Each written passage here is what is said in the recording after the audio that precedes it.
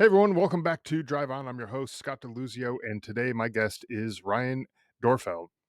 He's also known as Theory. Ryan is a Marine Corps veteran, a devoted family man, and a hip hop artist with Big Homies Records, and currently a full time student in studying audio engineering and music production. Today, we're going to discuss how he strikes a balance among all these hats that he wears and how his military experience has influenced his music.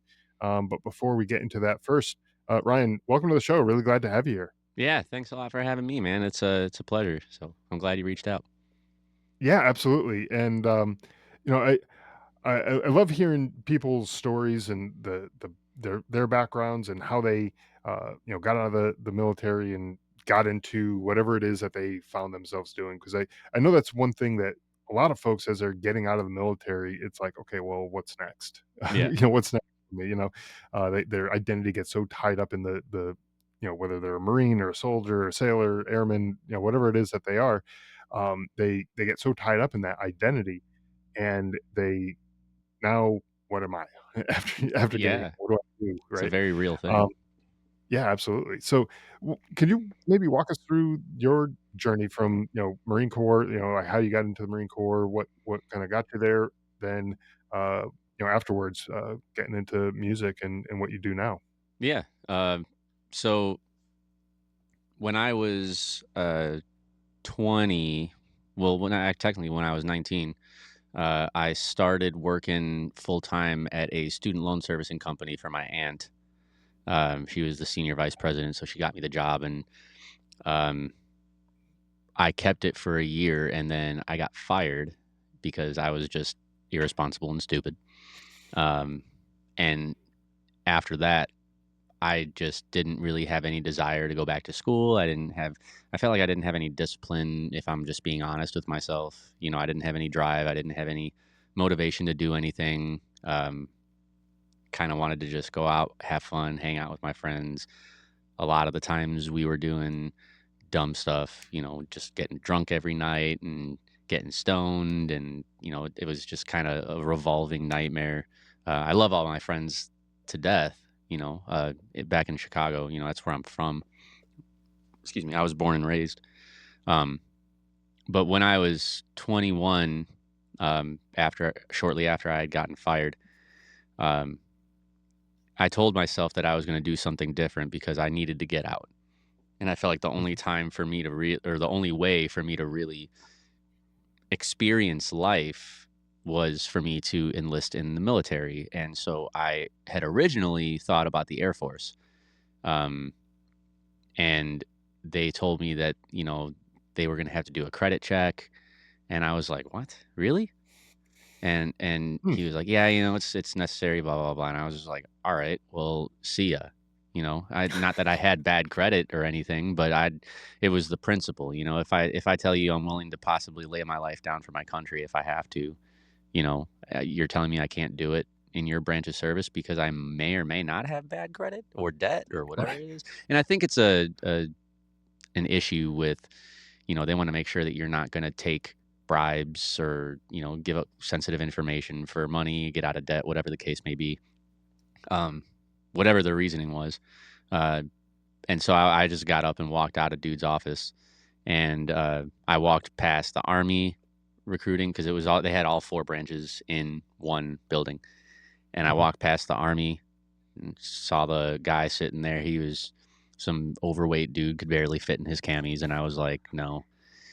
And I walked past the Navy and I was like, no, I don't like water much.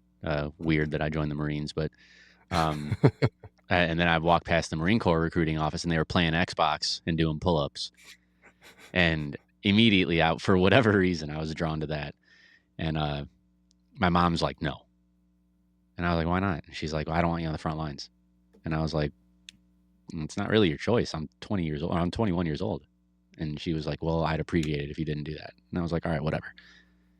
So we go back to my mom's car, and then I lied to her, which is the best lie that I've told in my life because it got me to where I'm at. But I told her I forgot my ID in the Air Force recruiter's office, and so or my driver's license. And I was like, I'll be right back. I went. I didn't forget my license. I just wanted to go into the Marine Corps recruiting office. And I walked in, And Staff Sergeant Curtis, my recruiter, he looks at me, points at me, doesn't ask me my name, doesn't ask me my age, doesn't ask me anything. He just asked me, how many pull-ups can you do? And I was like, I don't know. Like, I don't even remember the last time I did a pull-up, probably my senior year in high school. Like, I don't know. Right. And he was like, get on the bar. And I was like, all right. So I did like 10. And then he was like, well, you only need to do 3 to graduate boot camp. You want to join the Marine Corps? And I'm just like, it's, it's got to be more complicated than that, And he was like, well, we do PT here. Why don't you come to a PT session and see how we work out and whatnot? And I was like, all right. So he gave me a pamphlet. I tucked it in my waistband, and I went back to my mom's car. And she was like, your ID was in my wallet. And I was like, shit. And she looked at me and she's like, you went to the Marine Corps recruiting office, didn't you? And I was like, yep. And I pulled out the pamphlet, and she's like, Ryan, I told you not to do that. And I was like, look, I'm just going to go to the PT session that they have here at the recruiting center. I'm just going to see how they work out. It might be something I like. I'm just going to entertain the idea. I'm not saying I'm going to sign the dotted line tomorrow. She was like, all right, fine. So she came with me. It was like the next week or something. They did it like twice a week or whatever. And we went to that next week PT session, and they worked me so hard that I vomited all over the parking lot. And because we were doing like we had done like a 1.5 mile run, and right after that we were doing like all sorts of different stuff, jumping jacks and push-ups and pull-ups in the office, and then we were doing like frog leaps across the entire length of the parking lot, running and sprinting back, and we did that for like 30 minutes just nonstop, and I was so dead. Like, I had not been worked out physically that hard in a very, very long time, if ever. And so I Right. puked all over the freaking parking lot, and I was like, where do I sign? And my mom's like, got a face palm, and Right.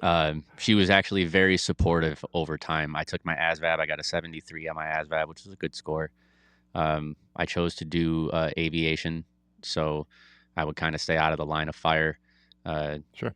Even though that's not what I wanted to do. I wanted to be a grunt, and I wanted to blow shit up.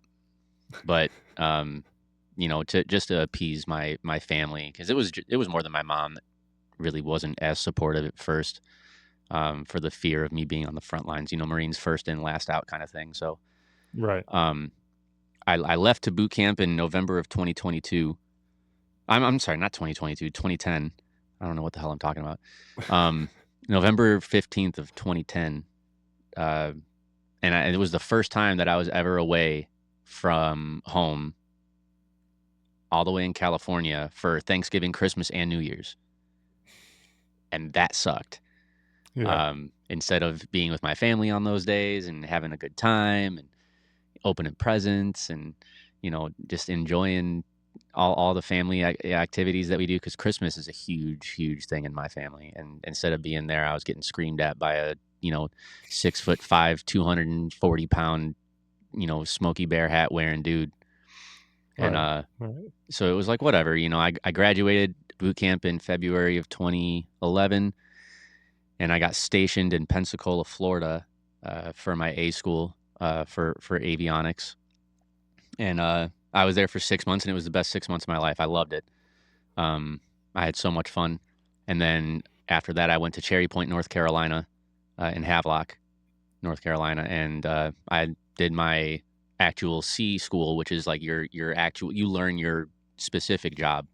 And mine was electronic countermeasures. So I worked on missile detections, radar systems, night vision goggles, heads-up displays, things like that.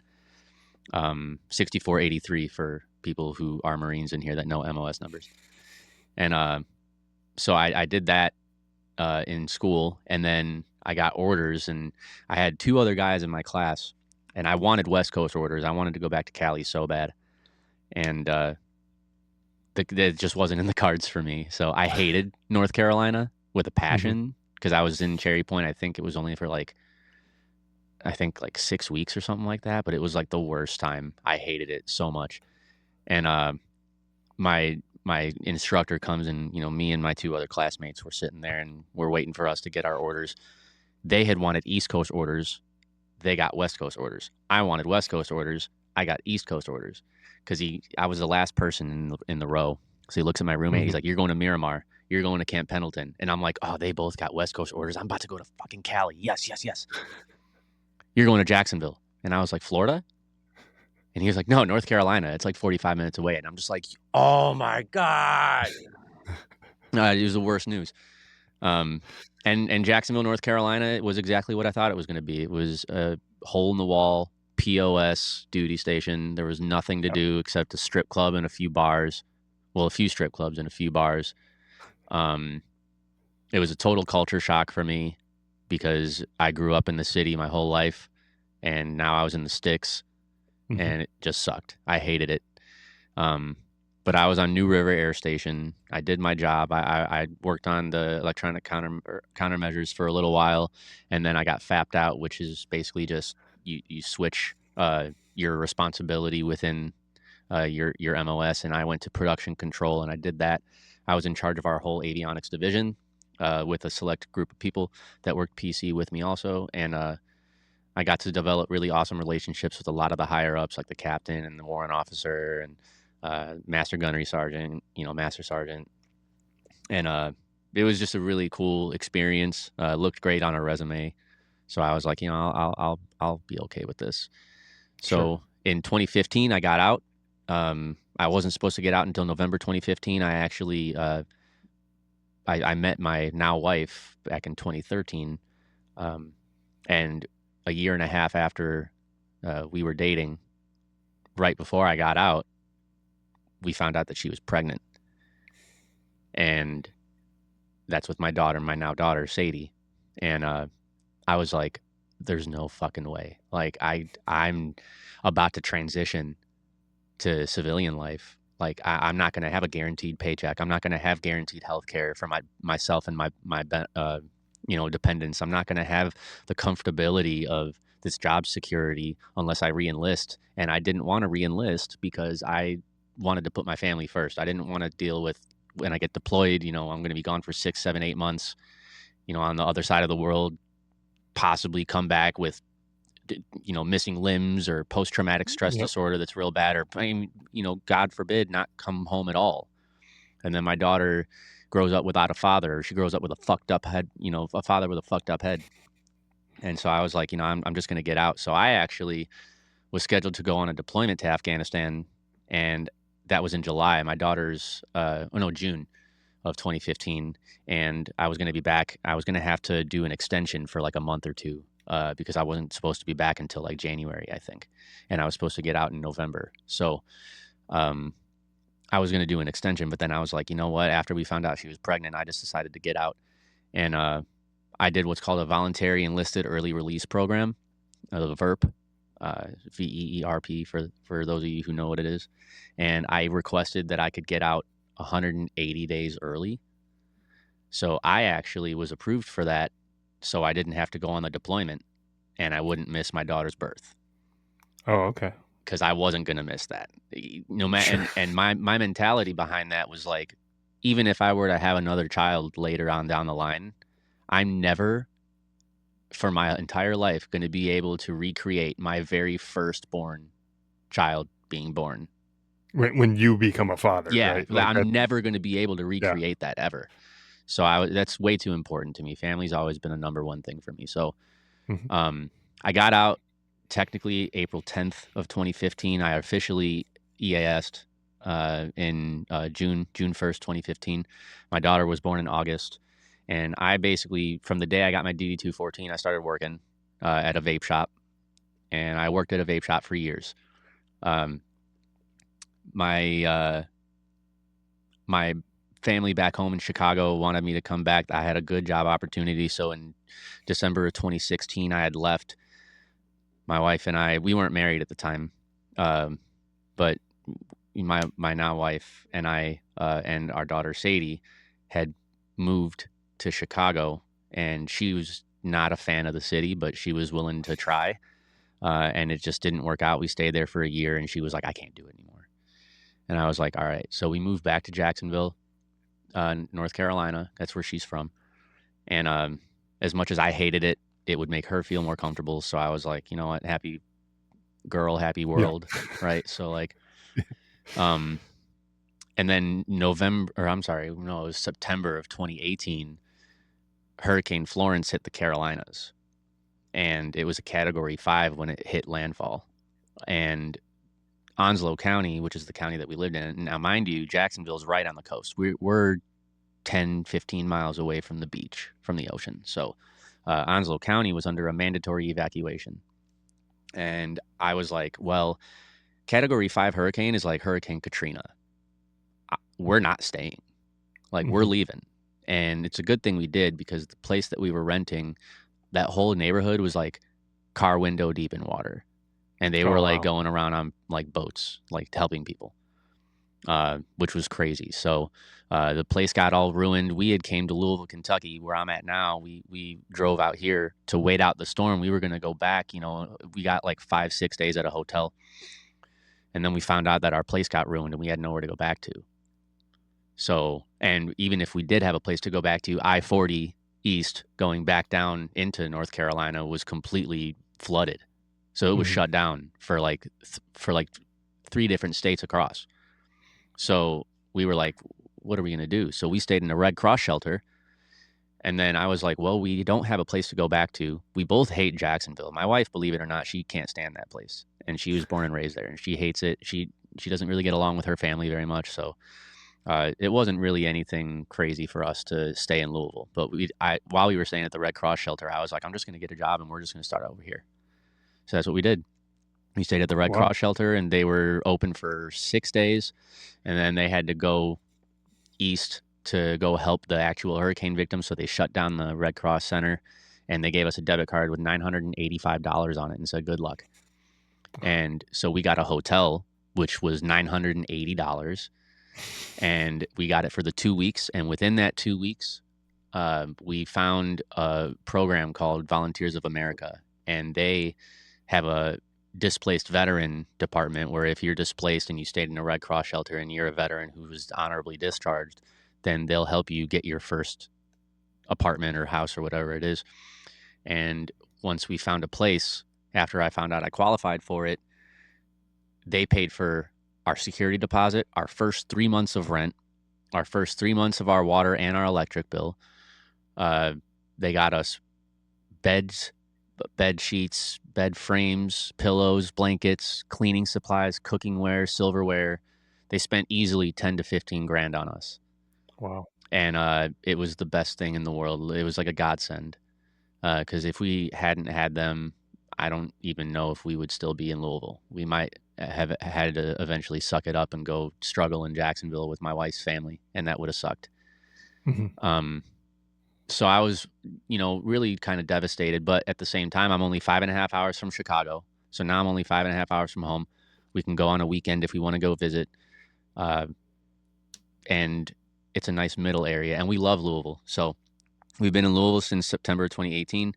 Um, but 2 months, and I know I'm telling a long story. I'm so sorry. No, you're good. You're good. Um, but 2 months after we moved into our apartment, my car got repossessed because since I lost my job, I couldn't keep up with the car payments. So my car got repossessed. And I was screwed because I couldn't get to and from work anymore. And I had to Uber to work and from work, which was expensive, You're especially right. when I'm only making like $350 a week. Um, so I had to Uber to and from work. I had to Uber to and from the grocery store. Um, and everything was just so expensive, and we were drowning, and I had a massive anxiety attack, and it put me in the hospital. Like I legit felt like I was dying. Mhm. My fingers got tingly, my toes got tingly. I couldn't breathe. Um, it felt like a 600-pound person was just sitting on my chest. I couldn't breathe. My head hurt. I was seeing stars. I was pale white, and my heart was beating out of my chest. And the doctor said it was stress. And he was like, well, has anything stressful happened to you recently? And I was like, where do you want me to fucking start, dude? Like, let me list off just the Cliff Notes version for you. And I told him a very Sure. shortened version of what I've told you. And he was like, well, you need to figure out a way to manage that stress because if you don't, the next time you might not be so lucky. This was a panic attack, but these kind of things can cause heart attacks. And I was just like, shit. So I was talking to my buddy, and he was like, I don't know what you're gonna do, but I know you always talked about doing music. Why don't you try that? It might help you, Mhm. curb your stress a little bit." And I was like, "Yeah, you know what? I'll give it a shot." So I looked up some YouTube beats, Mac Miller type beats, because I'm a Mac Miller fan, huge Mac Miller fan, and I just started writing poetry. I've always been really good with poetry, rhyming words, telling stories. So I just started writing my feelings down and wrote it to that beat, and I recited it for a friend of mine after I was done writing it, and he was just like, "Yo, like this is good. Like I would listen to this if you recorded it." And I was just like, "Are you serious? Like you're not just fucking with me?" And he's like, "No, I'm serious. You got a talent, dude. That's like really powerful stuff that you're saying." And I was like, "Oh shit, okay." So I got into a studio and I just fell in love with it, man. I fell in love with making music. I fell in love more so with writing the music and challenging myself. It it kept me it took that negative energy from whenever I was feeling stressed and overwhelmed and anxious, and it took that negative energy and flipped it into something positive and productive for myself and for my family. And it gave me an outlet. So, Yeah, and it seems like you're able to take that negativity, the negative things maybe that were happening, losing your home and having yeah. to relocate and all that, taking negativity, uh, and basically turning it into something good, right? Yeah. And something, uh, something in a creative aspect where, uh, before you're just bottling all that stuff up inside, Yeah. and now you're able to get it out, even if it's just writing it down, like you said, poetry, Yeah. you're writing something down, you're getting it out and you're creating something, meaningful. Yeah. Even if it's only meaningful to you, it's still you're doing something that's meaningful. But then, Yeah. putting it to music, that's another element. And I know there's a lot of people who find some benefit to creating music, Yeah. in a therapeutic kind of way, where kind of similar to what you were just saying, how it just helps let them release whatever it is that they had, kind of bottled up, and they Yeah. get that out now, Yeah. and that's it's awesome. I mean, not awesome that you, all of these things happened to you, and Yeah. it kind of I know progressed what you in that mean. way, Yeah. right? But all these things happened, and it got you to where you are now, Yeah. and in a way, looking back, it's like sort of a blessing, Yeah, it, you know. absolutely. And the funny thing is, and you could say the same thing really about any type of art, right? It's a form of Sure. expression. So it's like, whether you're painting, whether you're singing, whether you're songwriting, whether you're, it doesn't matter what it is that you're doing, you're creating some kind of art, and it's a form of self-expression. And um that was the thing that, even journaling, man, like, I've Hmm. done it a couple times, not very many, as far as journaling, but I've done it a few times where, I've just wrote down random scratch. It doesn't rhyme, doesn't there's no song concept or anything behind it. It's just me writing down my feelings, and being able to write it on paper and then looking back at that feeling and reading it as I'm writing it or after I write it, it puts it into a different perspective up in my head, Yeah. and I'm able to see if like, because sometimes I'll just write stuff without even thinking about it. I just write it down, but it's got to be how I'm feeling, and I'll look at it after I write it, and I'll be like, "Do I really feel this right now?" Like one time I wrote Mm. suicidal, and um, that was a really difficult thing for me to kind of accept because for a little while. Um, there was a point in time where I did have a gun in my mouth, and a phone call from somebody special in my life actually stopped that. So with veteran suicide and suicide in general, but obviously being a veteran, it's something that resonates very strongly with me. Um, and Sure. music really helps curb that anxiety and that depression, and it gave me an opportunity to be able to focus and concentrate, instead of thinking about how shitty I think my life is right now or how much problems or how much is on my plate. I'm able to sit there for a couple hours, 2, 3 hours, whatever, and figure out what word can rhyme with this word, and how can I switch up my flow pattern with this, and it takes my mind completely off of it and I get lost in it. and it's just and then I'll look back and I'll be like, I don't feel that way anymore, you know? And it took a lot of time to really get there, because for, you know, a little bit, it's really hard to kinda see the light at the end of the tunnel, Right. um, but once you start to even see just that tiny little spot, right, of light, it's like, "Alright, so I'm getting there," and you just keep pushing forward and keep going, and that light slowly but surely gets bigger and bigger and bigger, and, you know, after a while, you know, you're able to shed light on a lot of those demons and that darkness that you have in you, and music really brought that stuff to light for me, and it literally saved my life in the most literal sense possible. So, you know, Yeah. I'm very thankful You for know, it. and one of the things that you were talking about, how, like, writing down those thoughts and everything, and you may not necessarily be thinking about it, but you just start writing down, and whatever it is that you have going on, you're, uh, jotting it down.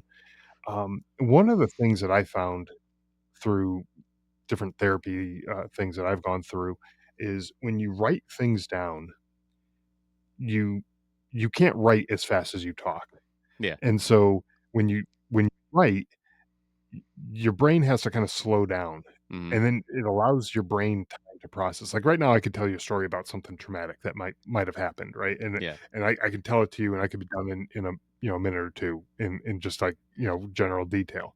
But if I'm writing it down, I'm gonna slow down, and I it's gonna take me probably, I don't even know how long it's gonna take me, but I'm gonna slow down, I'm gonna start thinking more details, and Yeah. I'm gonna start processing more things that happened, and, Yeah. uh, as you're writing it down. Now, some people, that might sound scary. It's like, "I don't wanna think of more details. I don't wanna think of this at all." Yeah. But as you do that, it allows you to process some of the things that that's going on up in your head, right? Yeah. So, uh, and then you take it, and then you do something creative with it, like the music aspect of it, Yeah. and that's something that you enjoy doing, and so Mhm. that, not only did you get a chance to process those thoughts, but also you got a chance to do something, uh, creative that you enjoy, and it's maybe fun, and, Mhm. you know, something that you like doing, and that creates a like a positive, interaction with that thought, For and sure. so now that thought's not gonna be dragging you down like an anchor. Yeah. It's gonna be something that, "Oh, you know what? This might be able This to is lift me up good. to that, where that light is." Right, Yeah. exactly, you Yeah. know? Um, And it's you know, funny that you I've say that because, you know, I'm sorry, I didn't mean to cut you off. Um, No, no, you're good. but it's funny that you say that because, like, something I always thought about, uh, you know, when you mentioned, you know, about people are kinda scared to write down those feelings sometimes because it's like, you know, well, I don't wanna think about that. Yeah, It's the whole point of me going through this is so I don't have to think about that, and that's why I feel the way I feel because when I think about it, I feel like shit. Well, yeah, something I learned, and it didn't happen overnight, it didn't happen in the course of a year, it happened over time, and over a good long while, um, but confronting those thoughts and confronting those demons and facing it head on, the only one of my buddies, he's a good friend, he told me, "The only way to face your fears, or the only way to get over your fears is to face your fears." So it's mhm, like, you know, I'm not a pussy by any means. So I'll be damned, you know, if I'm not scared of somebody shooting at me or I'm not scared of somebody, you know, trying to harm me in any way, you know, why am I going to be scared of a thought? Why am I going to be scared of mhm, me? You know, I know who I am. I know what kind of person I am. You know, I like to think I'm a good person. I'm very kind. I have a big heart, and I know what I'm capable of. So it's like I have no reason to be scared of myself or my thoughts because I control my thoughts, right? So if something traumatic happens or did happen and I think about it, it doesn't have power over me unless I give it power, right? So I had yeah, to learn over that time to not give those words and those thoughts power. And it's something that, you know, people have to practice, legitimately mhm, practice. And whether it be through meditation, whether it be through therapy, whatever you coping mechanism that the individual decides to use, I use all of it. I didn't do as Mhm. much meditation. I did it a little bit, but I mean, even right now, currently, I have my next therapy appointment. I'm in mental health therapy right now for my stress and anxiety. I've been in therapy for a little while, so but it helps, and I'm not ashamed about it. It's something that is helping me grow as a person and grow mentally, and start to really get down to the nitty-gritty of why I'm feeling the way I'm feeling, and like I said, Yeah. it doesn't happen overnight. I've been doing music for 6 years almost. In February, it'll be 6 years, and I I'm still learning about how I can do that kind of stuff. I mean, after that anxiety attack that got me started writing music, um, I was a huge pothead before that, and, I was always stoned. And Mhm. I fully support marijuana, don't get me wrong, like, right? It's a wonderful thing, it's used medicinally, you hear all these stories about how much good it does for people, and that's great, and I'm all in support of it. It's just not for me anymore because I know it wasn't the weed that gave me that panic attack, but I had just hit my bong, like, 20 minutes before that panic attack happened, and so my brain placebo affects it to, it was the weed, but I know it wasn't the weed. It But has it that negative association with it, Yeah, right? yeah, so I stopped smoking weed, and I just started drinking again because I wasn't really a big drinker, and I Mhm. started drinking again. Everybody has a vice, right? I've never done hard drugs. I've never done, cocaine or heroin or meth or anything. I've never done any of that. I smoked weed and I drank beer. So it's like, Mhm. whatever. So I started drinking again. And actually, on the first of this month, it has been 11 months sober from Awesome. alcohol. I didn't have a problem, but the problem that I did have was that I didn't know when to stop when I started. Yeah. So I wasn't drinking like every day. I wasn't drinking every other day. Uh, but when I did drink, I would drink very heavily, and it would kind of take effect on me for the next, the following day or two, recovering from Mhm. a massive hangover. I'm not, I'm 36 now. I'm not 22, 23 anymore. I can't drink like I used to when I was in the Corps.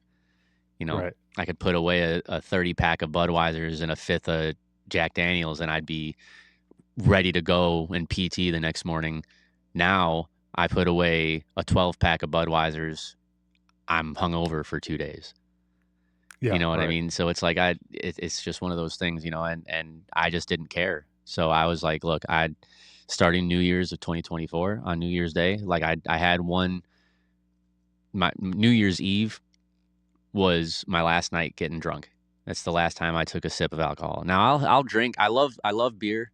Um, so I'll drink the zero point 0 beers, like the alcohol free beers. Yep. Not Yep. not the ones that are like, less than 0.5%, like it still has a little bit of alcohol in it. I won't even drink those. The Okay. Heineken 0.0 are the ones that are my favorites. The couple other ones that don't have any alcohol, like Budweiser Zero, Bush NA.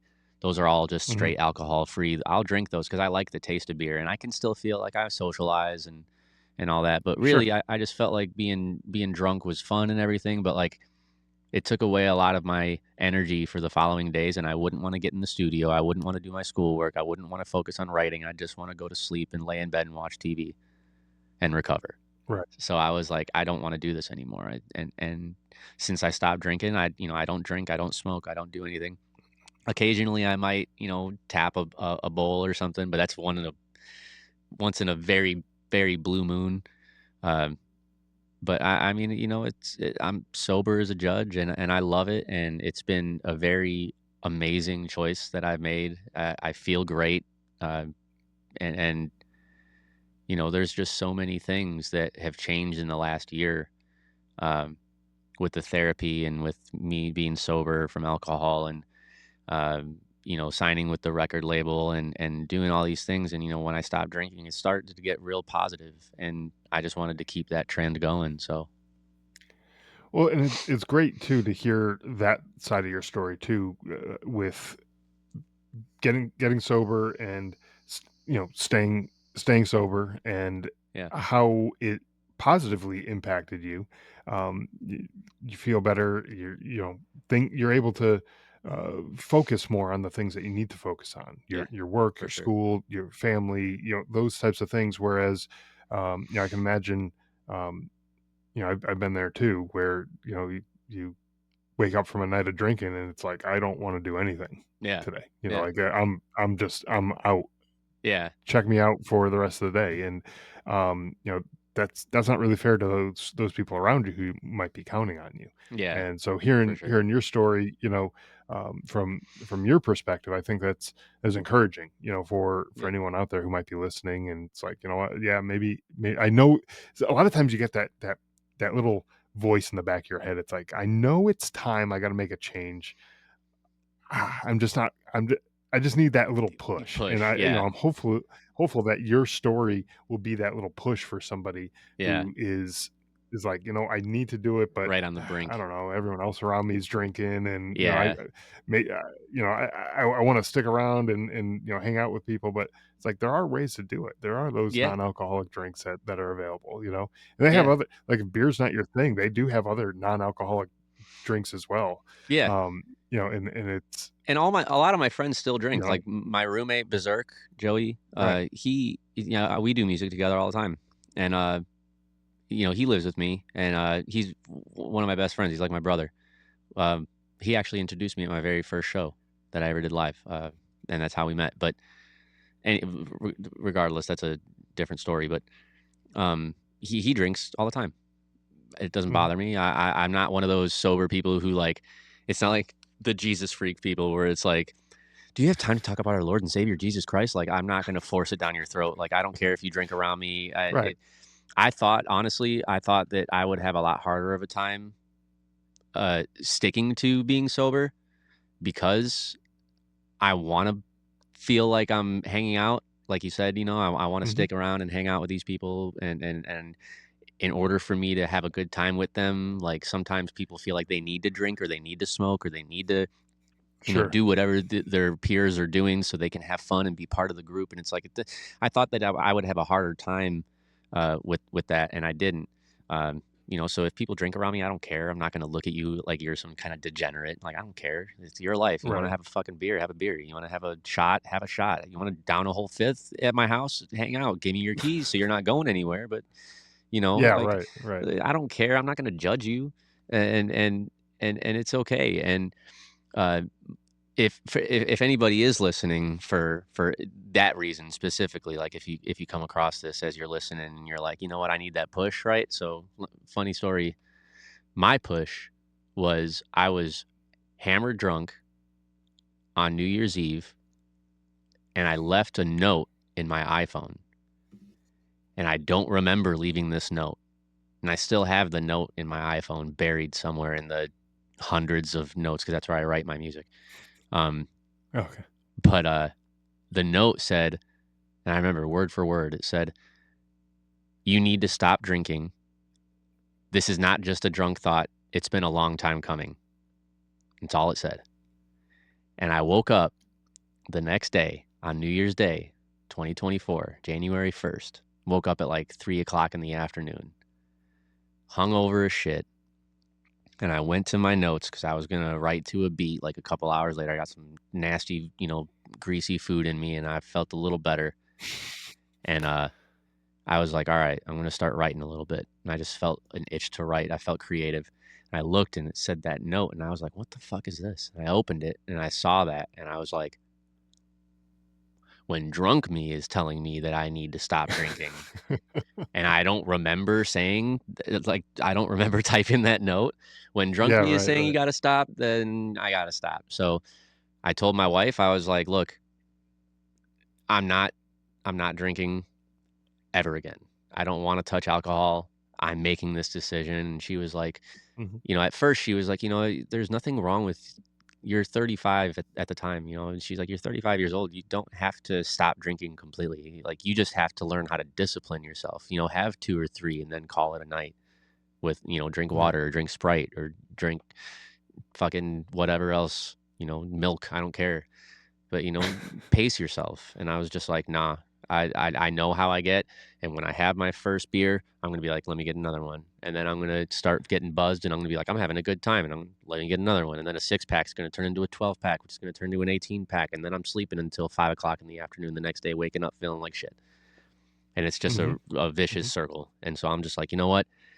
I'm just calling it. I'm stopping," and it's been 11 months now, and it's the best decision I could ever made.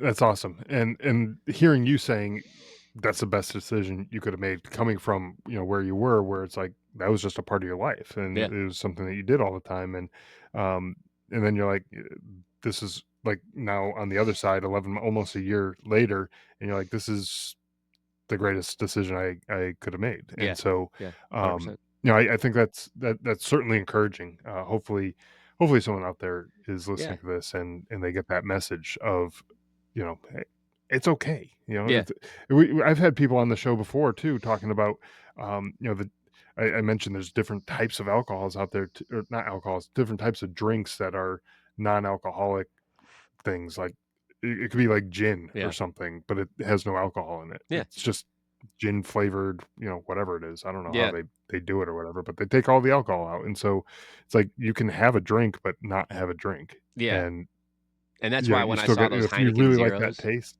yeah, Yeah, exactly. it tastes just like a Heineken, and I loved Heineken Right. when I was drinking. I loved it. Yeah. And, you know, I I'll sit and I'll have 12 of those, and I'll feel nothing. And I wake up the next morning and Right. I'm fine and I'm not hungover Yeah. and all my if I have a party at my house, because my house is like kind of like the get together spot. We always have people over. There's always friends, just good friends that we know just walk into my house. Like they don't even knock or ring the Mhm. bell or nothing. They just walk in and because they usually know our schedule, when we go to sleep and we're up late usually. We don't go to sleep until like, midnight, 1 in the morning. And we're usually watching a movie or, playing, the Nintendo Switch or playing Call of Duty on PS5 or something like that, and we're all just kinda hanging out, having a good time. And, you know, those people, when they come over, it's like, yeah, they can stop by and they all respect it though, and another reason Mhm. why I thought it was gonna be a little harder was because I thought that I was gonna have that peer pressure from my friends, right? Yeah. Right. Some of them were like, "Oh, you fucking pussy," and I'm just like, "Look, man, like, you call me what you want, I don't care." Like, I'm the one who feels great because if I have a party at my house, like I said, when my friends just come and they all get drunk and hammered, I wake up the next day and I'm good. I'm up at 9 a.m. making breakfast for myself, and they're all like, I feel like shit. I shouldn't have drank so Yeah, right. much." And I'm just like, "Yeah, fucking idiot." Like, "Oh, well, I'm not gonna be sober." But, like, I still support it. Like, I have a bottle, uh, of bourbon right next to me, on my keyboard stand, one of my keyboard stands, and, I'll actually bring it up here. So my mom and my stepdad, they got this for me for a birthday present, in 2022. Uh, right before, or no, Oh, okay. it was in 2023. It was July 2023.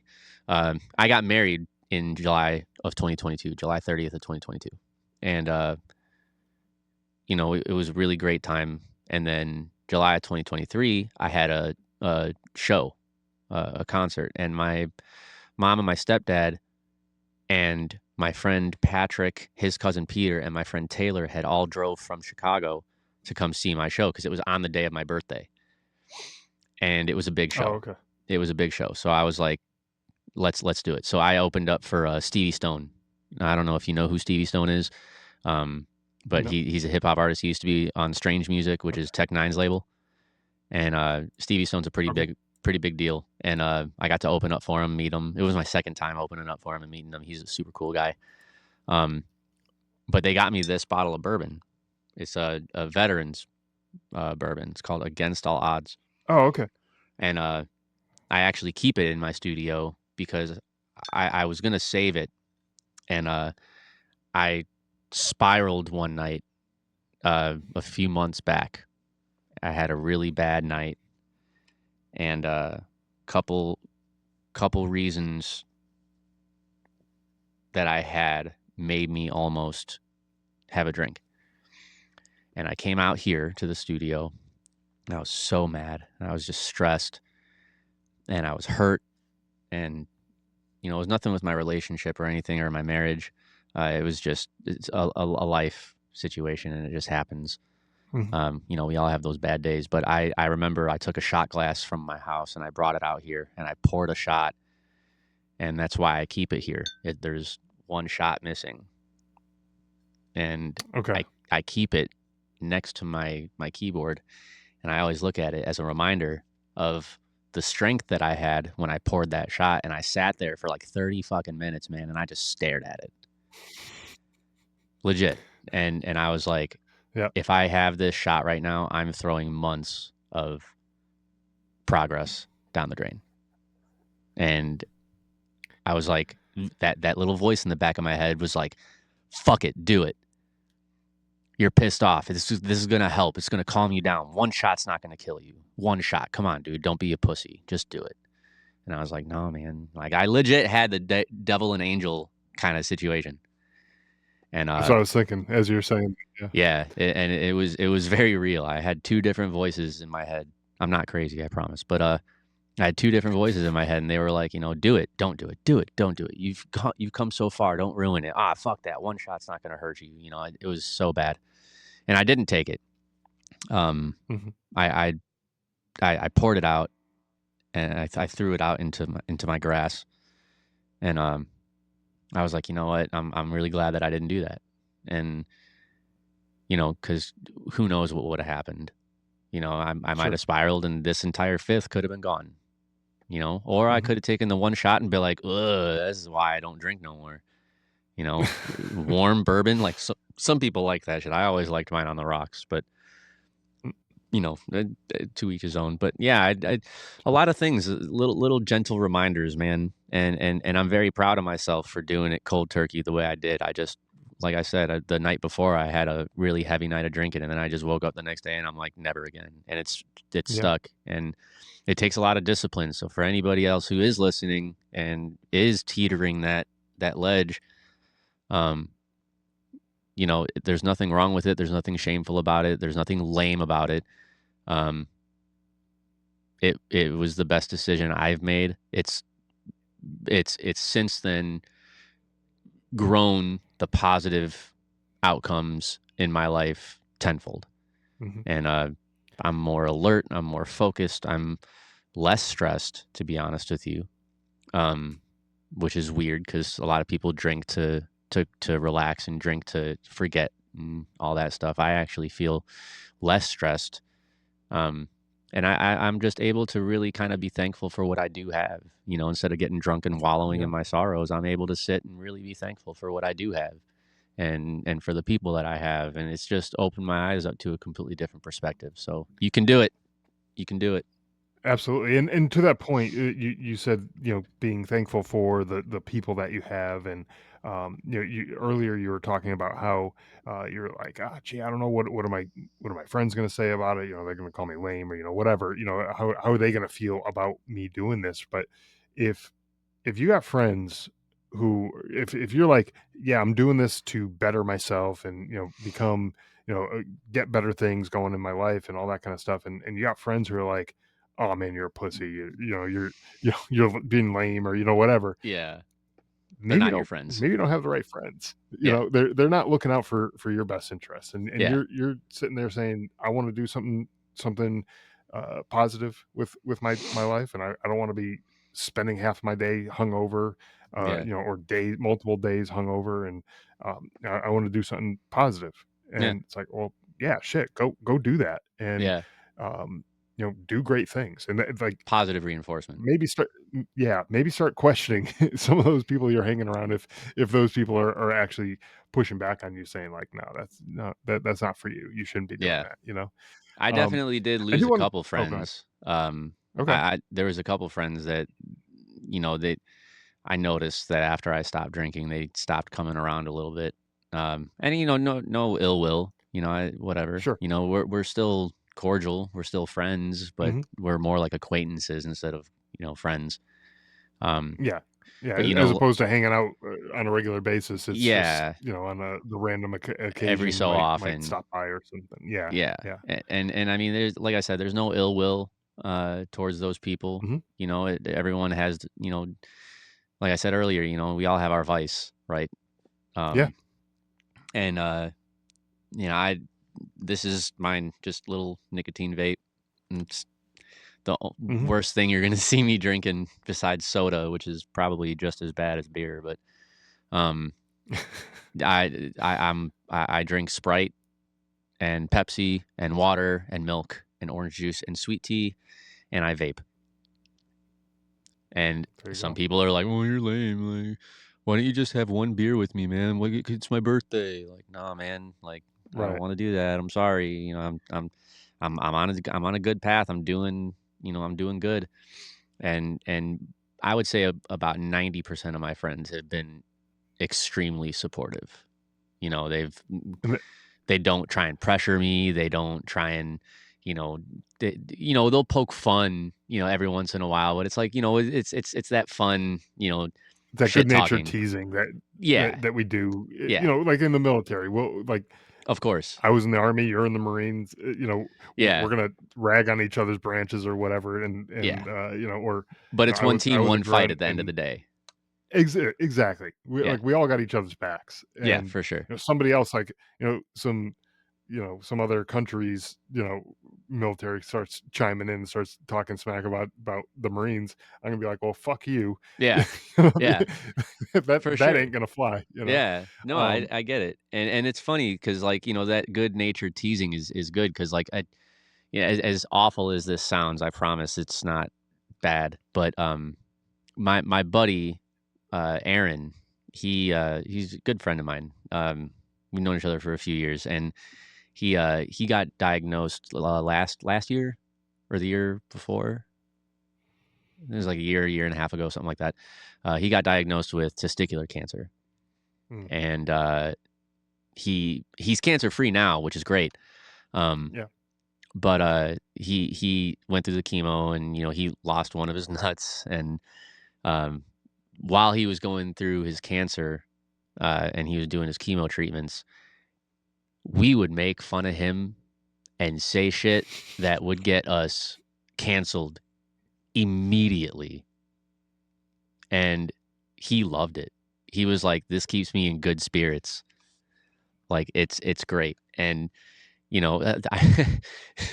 I remember he came to my house right after he had told me. He told our buddy Donnie that he had the testicular cancer before he told me. And Donnie's like, me and Aaron are gonna come over. Aaron's got to talk to you about something. I was like, all right. So he comes over to the house, and Aaron tells me, hey man, I got diagnosed with testicular cancer, and I was just like, you're fucking with me right now. And he's like, no, I'm serious. He's like, it's true. And I was like, oh my god, man, I'm so sorry. And I've had family members of mine and a couple friends who have had cancer, and I've had family members die from cancer. A lot of people Mhm. have. It's a deadly, and it's devastating disease. So, Yeah. um, I never once made fun of somebody for having cancer before Aaron, but it was like it was like, I didn't I was just trying to be supportive and be nice, and I was like, I'm so sorry, man, and that was genuine still. Uh, Yeah, sure. but but Aaron's like, hey man, can I use your restroom? And I was like, yeah, of course. And as he's walking to my bathroom, Donnie looks and he goes, yeah, wipe that cancer off the toilet seat so you don't give it to anybody else.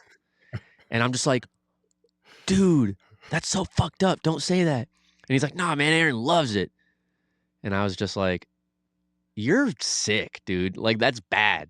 Like, you have Yeah, problems. And then Aaron's like, nah, I actually prefer it. He's like, it gives me something to laugh at through this whole period. sure. And I was like, Well, all right, man. So I started, we just started going ham on him over the year and some odd months that he had it. And he's finally cancer free. We still talk shit about his cancer, but it was that good fun, like that teasing, keep your spirits up. We're all still here for you. I actually, when he lost his hair because of the chemo, everybody mhm, shaved their heads with him, okay. and I'm balding already. So I was like, I already buzzed my head. So I was like, I don't know what you want me to do. I don't have any fucking hair. And he was like, well, when's the last time you shaved your beard? And I'm like, don't do that. Don't do that. And Don't he take was, this from me. yeah, I was like, don't do that. And he was just like, no, I'm serious. When's the last time you shaved your beard? And I'm like, to skin? Like smooth, like baby bottom smooth? And he's like, yeah. And I'm like, 2015 when I was in the Marines. And he was like, that's what you're shaving. So he made me go on Facebook Live and stream myself shaving my beard with the electric clippers because it was long little beard. This isn't very long. This is only like a couple weeks. My facial hair grows so fast, and I love it because I don't grow hair up here very much, and it's like Mhm. spotty. Like I have like the weird, like it's really thin up top, but it kind of grows in a little thick on the side. So it's like the old man horseshoe. So The George Costanza from, yeah, Seinfeld. yeah. Yeah. So like I always buzz my head before it gets bad. I like every like other week I just buzz my head so it looks the same every time you see me. But like I'm on Facebook Live and I take the electric clippers and I'm shaving away and I'm just like, this is as short as it's been in years.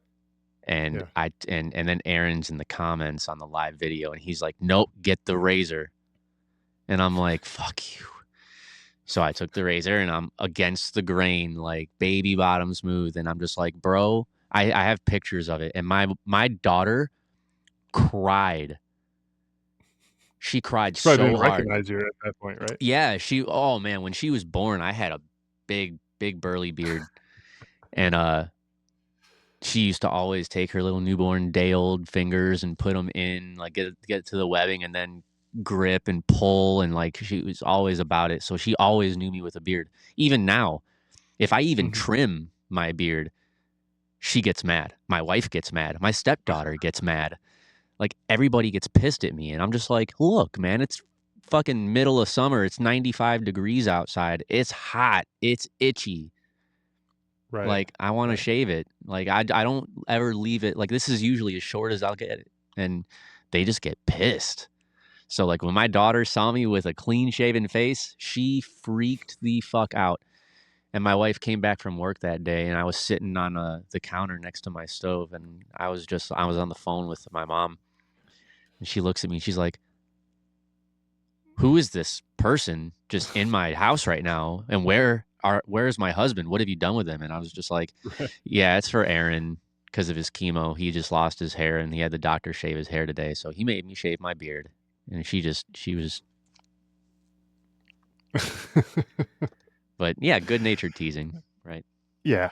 And I think, that's when I think, you have that good relationship. Obviously, you're sensitive to the situation. It's like, you're not Yeah, gonna just start ragging on him for the hell of it, yeah. until you're like, "Okay, well, that's what he's looking for, and that's gonna lift his spirits." It's like, "Okay, fine. We'll We'll play we'll get along. into that." Yeah, we'll play along with Yeah, that, but it's not like you're just gonna start jumping down the throat. It's like, "Oh, you asshole, you got, fucking yeah, cancer," yeah. like, I you're not mean, gonna we be would like a say that. dick about it. We Yeah, I would say know, that. but, you But like he knew it was coming and he wanted it and like, you know, we were all just trying to keep him positive and you know, right. we're all, you know how men are, especially in the military, but men in general, you know how we are. Like Mhm. we talk shit to each other all the time. So it's like it's just in our nature. So it's like, you know, if Aaron were to tell me like, no, I don't like it, like and then I heard somebody, you know, say like, "Oh, you fucking one ball bitch," and you know, Yeah. or something talking about his cancer. They get punched in the face immediately. I'd be Yeah. like, "No, you don't do that," and I'd do something about it. But you know, if Aaron's playing along with it, I mean, he was making fun of Mhm. himself more than we were. So it's like, Right. you know, read the room, right? Yeah, I think that goes back to that read the room, comment that we had, Yeah, earlier, and, just knowing, the situation and knowing who you're talking to. for Th sure. This might have been a conversation that we were having before we started recording, so so the Yeah, listeners might be like, "What the fuck is he talking about? Read the room," but, never said read the room. um, yeah, he didn't say that shit before, but, yeah, we did, and we Yes, know what we we're talking did. about, so You guys are going crazy, right? you Yeah, guys we are you totally guys did. are crazy. How We closely know are what you we're really talking paying about. attention? Yeah, right. Go back and listen to it again. Start all over again. Start from the Yeah, beginning. yeah, I get start it more over. listens that way. Exactly. There you go. But no, seriously, reading the room I think is important. with that kind of thing. Somebody Yeah. is going through that. They're going through a hard enough time as it is. They don't need to be dealing with all sorts of other shit. But if that's what helps them and that's what's making them get through it, Mhm. then by all means, like I think that's kind of cool that you Yeah. have that kind of relationship. And going back to what we are talking about with the drinking and everything like that, having the right set of friends and everything, Yeah. I think is important too, right? But Absolutely. um, I want to kind of switch gears a little bit, and I know we talked a little bit about your music and kind of how you got into that. Mhm. I want to give you the chance to talk a little bit about the music that you're doing now. Obviously, you're signed on to a record label and everything, and Yep. where can people find your music, and what could they hope to experience by listening to some of the music that you put out there? Yes. So you could find me on any streaming platform. I'm on Spotify, Apple Music, Amazon Music, YouTube Music, Tidal, Deezer, like 100 different platforms. Sure. So whatever music you or whatever streaming platform, however you listen to music, I'm on there. You just look up Theory. It's TH30RY. The number 30 is in my name. And it's not a letter O. A lot of people make that misconception, which is understandable. But I can't even tell you how many times people have put in TH3ORY and then they message me and they're like, "I can't find you." And I'll tell them like, "Did you put the number 30?" And oh no, I didn't. I thought it was an O. And then they find me and they're like, "Okay, we're good." But TH30RY on any streaming platform, any music platform, and you'll find me. Not on Pandora yet. I don't have my own Pandora radio station yet, but I do occasionally show up on Pandora in like a similar artist, like a big artist. Like occasionally you'll hear a Theory song if it's like in the Okay. same kind of genre. But um, yeah, Big Homies Records. I signed on with them. They've been great, provided me with a ton of really cool opportunities. I've been traveling out of state a lot, doing shows in Vegas, doing shows in Salt Lake City, Utah. Um, doing show that's where they're at is Salt Lake City. Doing Okay. shows in Idaho Falls. We're going to be going back to Vegas soon. I'm going to be at some point. I'm going to be doing my very first show back home in Chicago, which is going to be a big one. A ton of people have asked me when I'm going to finally perform home, and I'm working on it right now. So if anybody's in Chicago that knows me, that's listening, soon, I promise, I'm working on it. Um, and then back in North Carolina, I got a bunch of people that are fans of the music and friends of mine that are like, "Dude, you need to perform here." So that's coming. But all over the country, man. I've been a bunch of different states doing shows, and it's amazing. Just the different cultures and the different ways of life and the different areas, and um, meeting new people and networking. It's awesome. So Big Homies Records. Shout out to Chico Lemus. He's the owner of Big Homies, and he's awesome. So um, and basically with the music that I make, the type of music. So I rap for a majority of it. I've always been a hip hop head. Uh, I love the culture. I love the expression. I love the fact that rap stands for rhythm and poetry, um, which is literally what saved me with my anxiety and my depression and all that. So Right. Right. it plays hand in hand. And growing up around rap music, my mom has three sisters, and her youngest sister, Amy, my aunt Amy, she's kind of the one who got me started into hip hop music. And I grew up on like Bone Thugs and Harmony and Tupac and Biggie and NWA and Mos Def, Talib Kweli, and DMX, and early Jay Z and Nas and Eminem. Obviously, he's a huge influence on me. Um, but a lot of that you'll hear. I get it a lot that I sound like Eminem when I rap because I kind of have that same flow ish in a lot of songs. Almost the same voice. Sometimes it does sound kind of eerily similar. I try not to make it that way, but unfortunately, just my voice and the tone of Sure. my voice, it just kind of happens sometimes. And I guess it's a compliment too, right? Like people say, like, "Oh, you sound like Eminem. That's great." Like, yeah, it's a compliment, but after a while, it kind of gets old because I'm trying to be me. Um, Sure. Sure. but I think I take a good chunk of different artists that I've looked up to, and I put it into my own style, and I kind of make it my own. Um, so you'll hear a lot of rap, a lot of deep stuff. It's not like I love lyricism and I love telling stories and I love conceptual music. So it's like, uh, I'm not one of those artists that raps about, you know, shooting guns and, doing drills, and like all this, gangster rap stuff. It's not me. I was never in a gang. I grew up in Chicago and I was around gangs, but I never was a part of that lifestyle. So I'm not gonna talk about stuff that I never lived through, that I never went through, that I never felt. Sure. So a lot of it's like, the real positive kind of self-expression. You'll get a look into my head, into my thoughts and my feelings. Sometimes I'll make a conceptual song, like one of the songs that I have is called "Rain," and that actually was it's an older song, but it's a really good song. The concept of that, I wrote it from the perspective of a Marine who was killed in action, and I play the Marine in the song, and I wake up and I'm looking over my body, kind of like an out of body experience, and I'm dead, and I'm looking down at my dead body, in the middle of the desert on a deployment, and uh, there's God, and He's next to me, and He's talking to me, and the tears that I'm crying because obviously when I don't know, it's not a proven thing that you get to see yourself when you die, or you don't know, nobody knows what happens Right. truly, but uh, I was raised Catholic, and I like to think that there's life after death in some way, shape, or form. So it's like, I kind of use that, and as I'm looking down, I'm sad about not being able to watch my daughter grow up, and my wife's gonna have to, raise the kids without me, and she just lost her partner, and my mom just lost her only son. My stepdad lost his only Mhm. son, and uh, so the tears that I'm crying are the rain that falls. Uh-huh. So it's the song's called Rain. It's a very, very powerful song, especially in the veteran community. Um, and then I'll have a complete flip where it's like a party song, where I kind of put myself back in my zone where when I was partying and drinking, smoking weed and doing all this and having fun, but it's all about fun. Like I don't talk about, doing or selling drugs or anything like that. Like I'm not one of those artists. Lyrical hip hop. I like to flex my pen work a lot and show off my lyricism.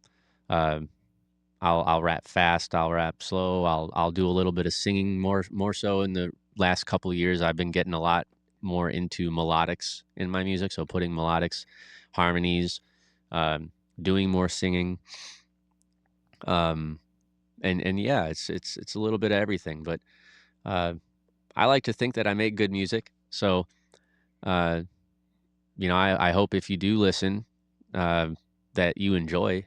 Uh, a lot of it's on the more positive scale. Uh, Kind of like chase your dreams and don't let anybody tell you that you can't, kind of thing. Mhm. Because at 30 years old, when I start to chase a rap career, most people are like, "Dude, you should probably just get a job and focus on raising your family." Like, and I'm like, Right. "You can fuck right off because I'm going to do this." And this is, you Right. know, and I get from a outside perspective, and granted, in your 30s, you're not old by any means, but um, when you hear social media and the music industry itself does a really good job at painting it to where if you're in your 30s, you're supposed to be established in the music industry already. Um, but some major artists didn't blow up until they were in their late 30s or early 40s even. Not Mhm. everybody blows up at 16, 17, 18 years old. It doesn't work that way every time, and everybody's path and everybody's story is different. Um, and I like to think my mom actually told me this. She was like, the fact that you were 30 when you started isn't a bad thing because I think you needed to go through 30 years of experience with life and go through the terrible things that you went through in order to have something to talk about in your music instead of it being you just rapping about doing drugs and selling drugs and stuff that you're not doing. You actually Right. can create something of substance, that can help resonate with people. And I always told myself if I can make music for people and it helps them get through those dark times, like music did for me, whether or not they start doing it or if they just like listening to certain songs because it gives them a better mood or whatever the case may be, or maybe listening to one of my songs stops them from doing something stupid. Um, Mhm. that is more meaningful to me than.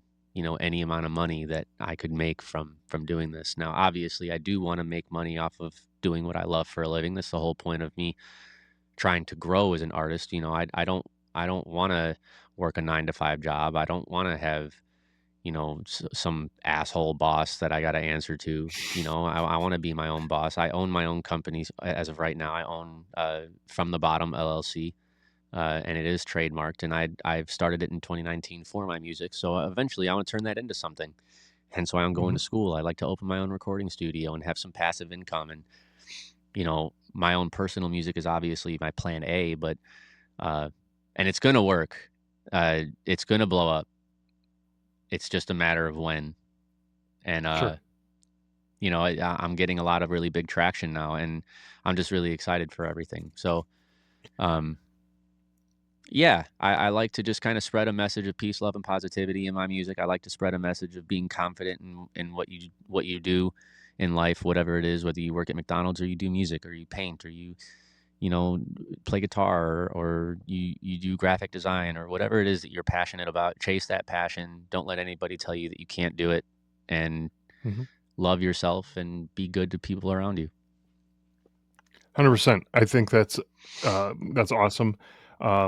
For folks who wanna check it out, again, I'll